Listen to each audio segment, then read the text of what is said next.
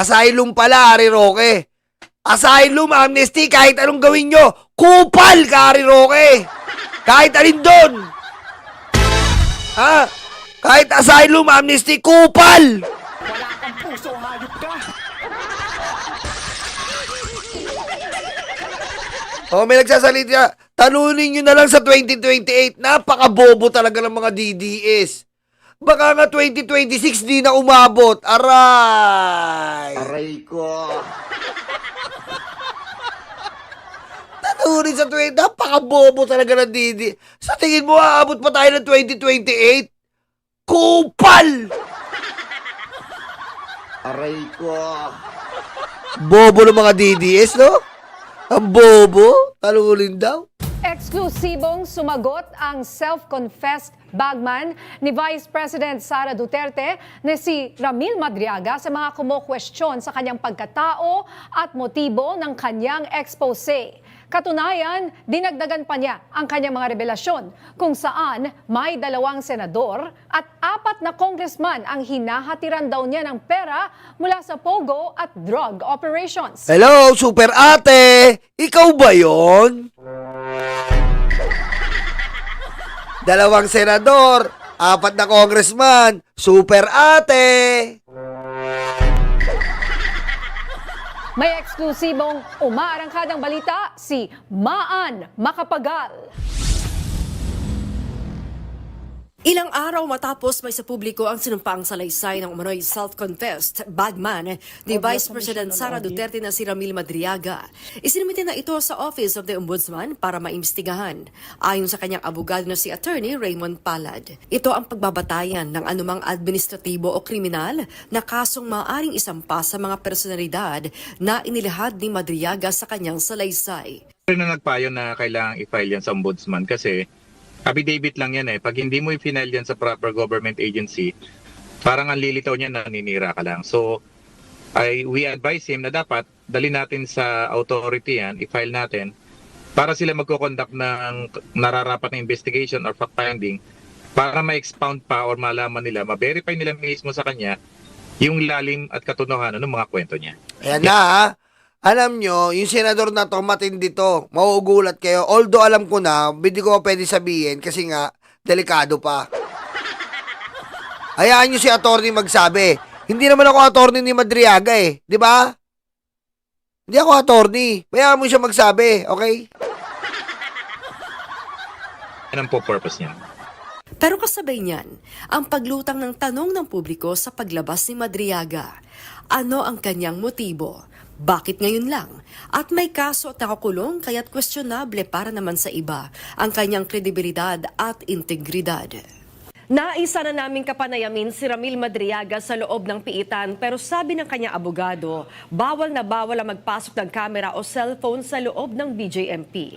Kaya ang ginawa namin, nag-email na lang muna kami sa kanyang abogado ng ilang tanong para kay Madriaga. At umaasa kaming sasagutin niya sa kanyang sulat kamay na pinaunlakan naman ni Madriaga. Oh. Unang idiniin ni Ramil Madriaga. Eto po ha, sumulat po ha. Sumulat po. Eto na po ang sulat ni Madriaga. Patunayan po nila na meron akong final conviction sa sintensya ng korte sa Pilipinas. Sa kahit anong kaso. Hindi po ako kriminal. Hindi po ako ex-convict. Hindi po ako kidnapper. Aray ko! Patay. Yan ang malupit.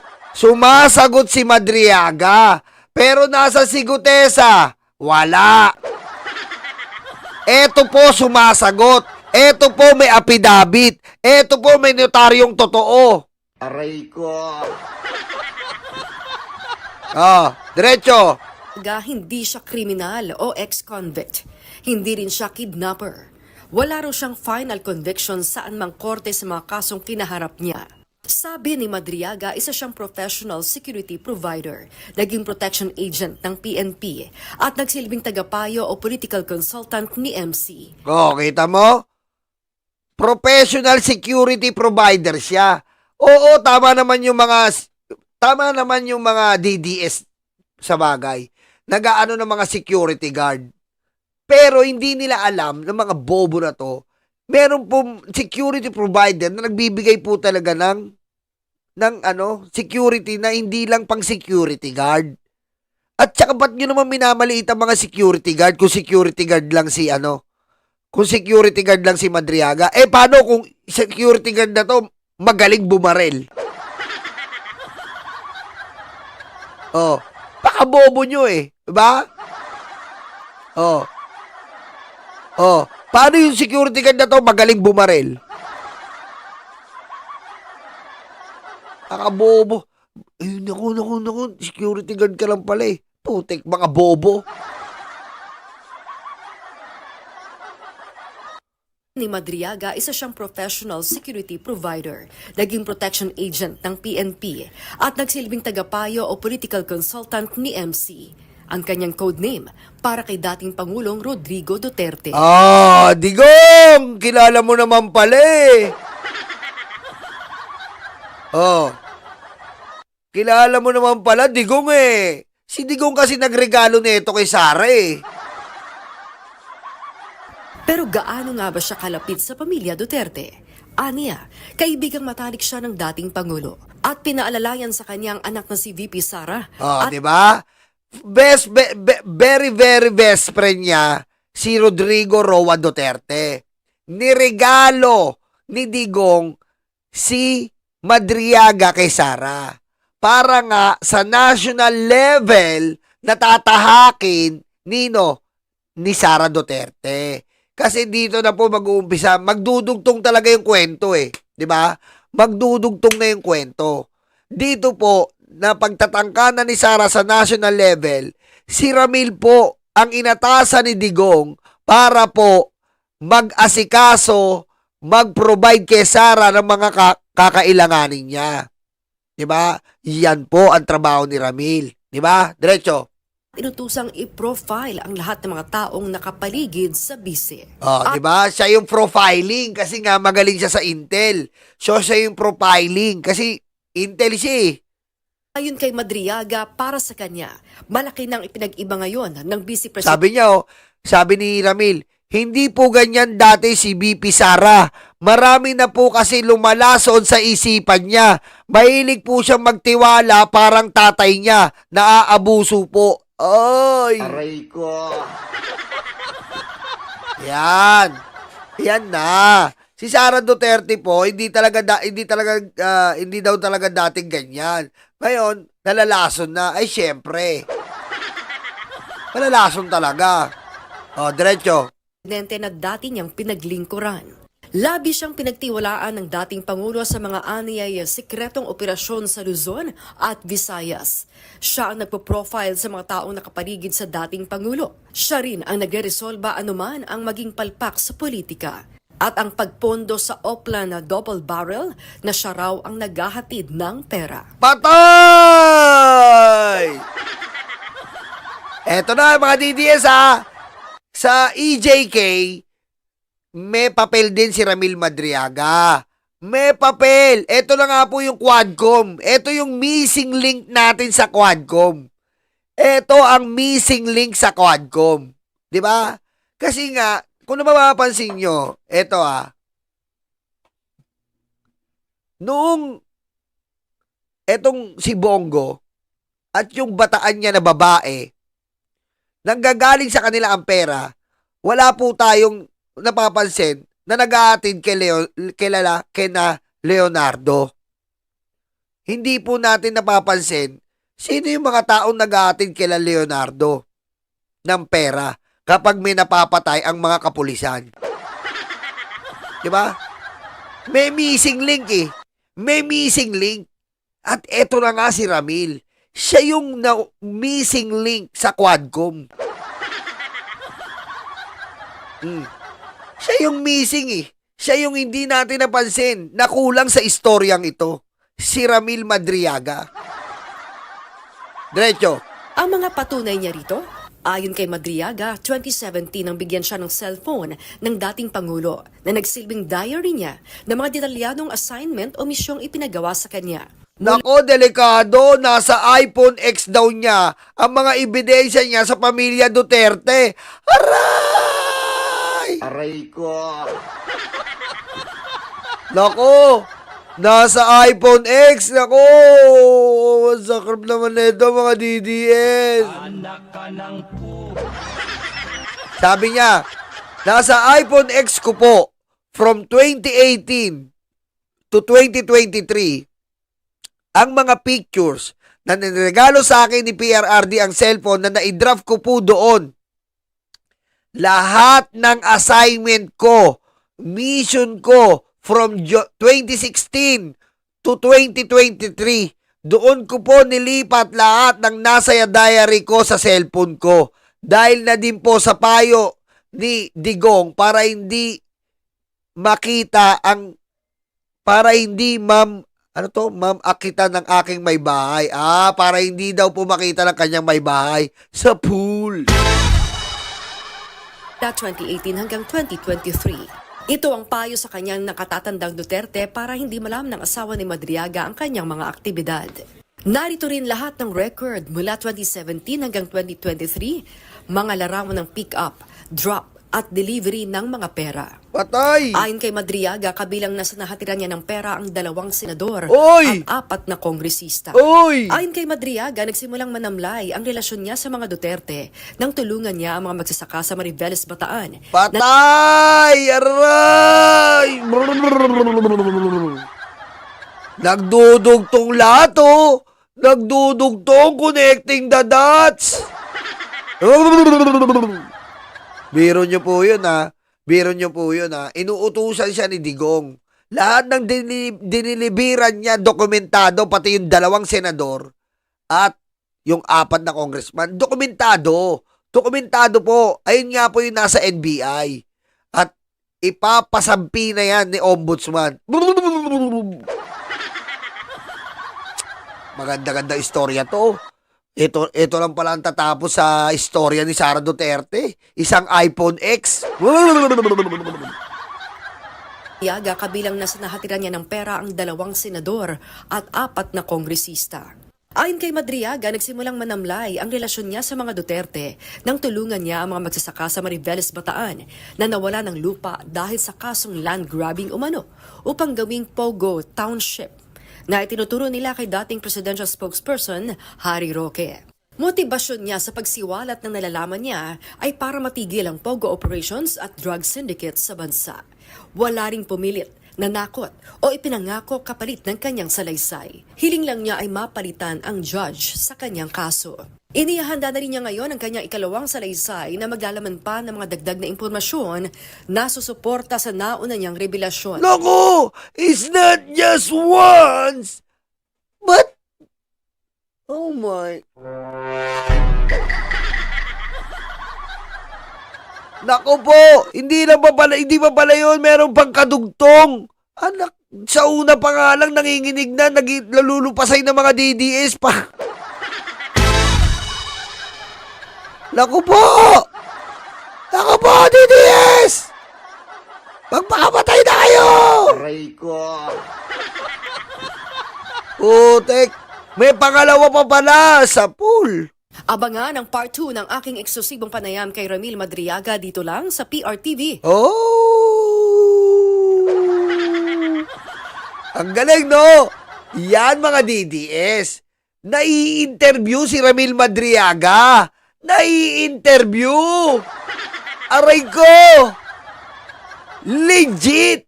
Sumasagot. Hindi nagtatago sa peluka ni Marcoleta. Patayin mo si BBM? No joke.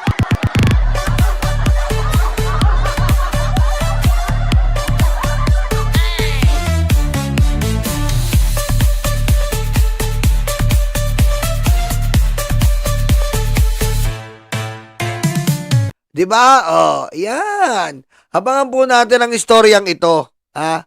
Abangan po natin ang istoryang ito na saan ay maaanoin po natin na maganda-ganda po itong istorya na to na si Ramil Madriaga po, kitang-kita po natin na nagpapa-interview po sa mga mainstream media at sana mabigyan nga tayo ng pagkakataon na ma-interview rin natin si Ramil Madriaga, sana, no? Suknabirahan!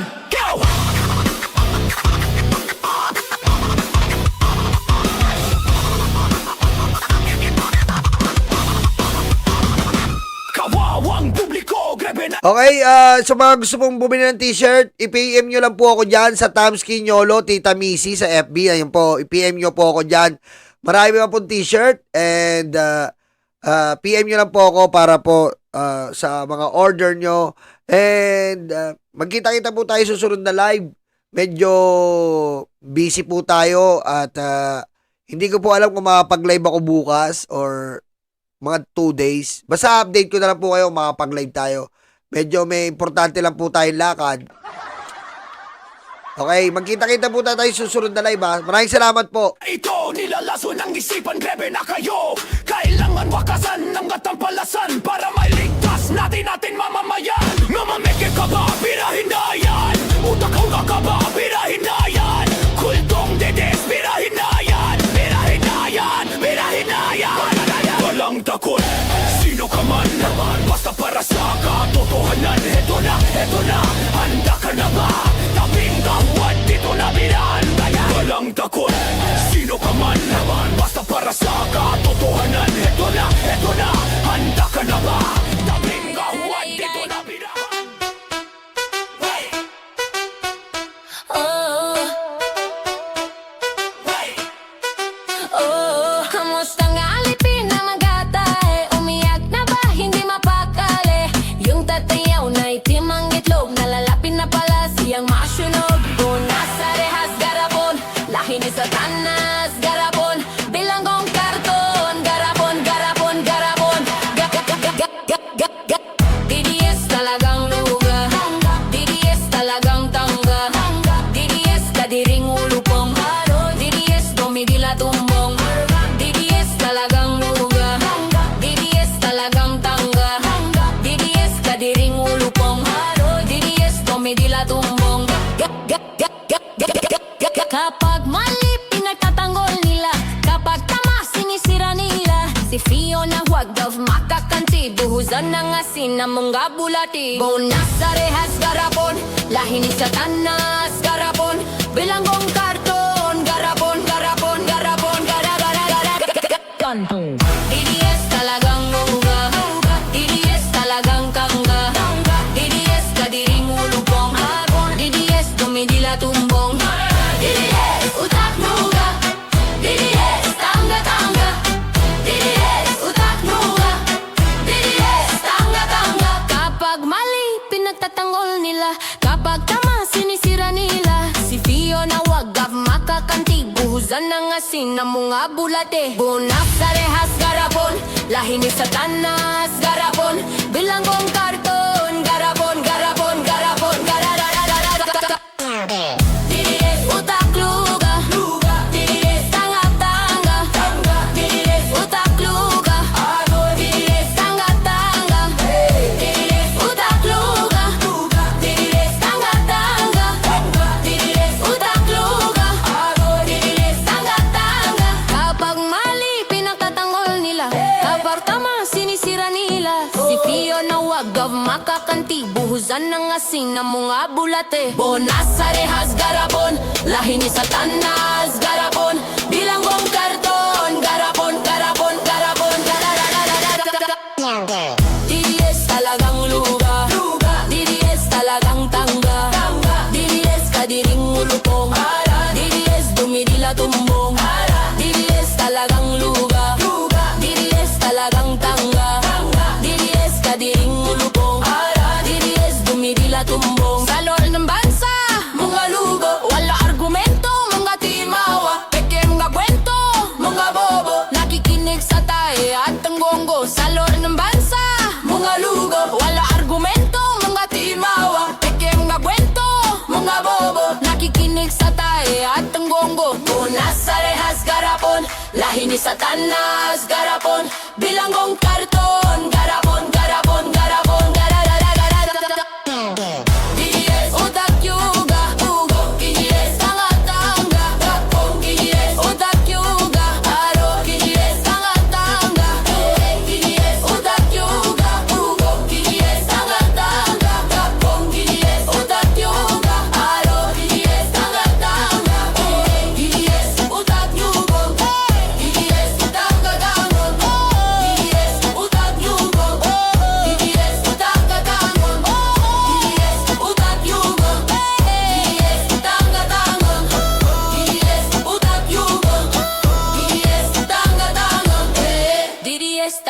tanga DDS utak ruga DDS tanga DDS utak nunga DDS taga tonga DDS utak nunga DDS tanga tanga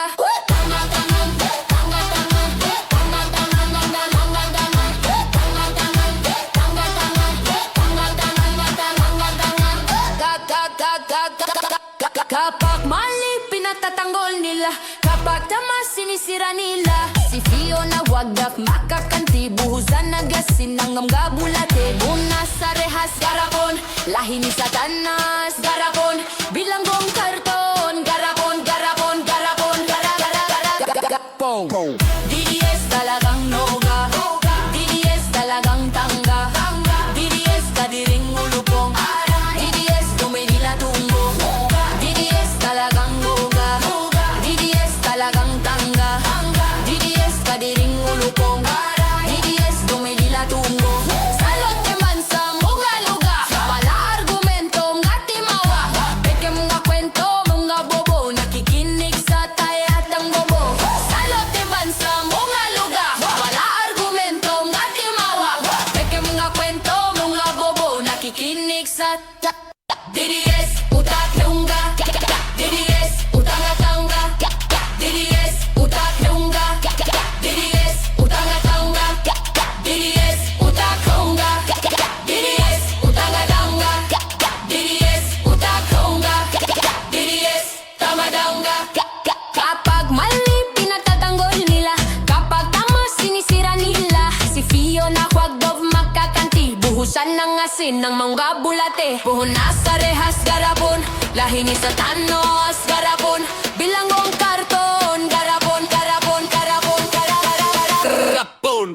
DDS talagang duga, DDS talagang tangga, DDS kadiring ulupong, DDS tumidila tumbo, DDS talagang duga, DDS talagang tangga, DDS kadiring ulupong, DDS tumidila tumbo. Salot tiban sa mga luga, walang argumento nga timawa, peke mga kwento mga bobo, nakikunig sa tayat ang gongo.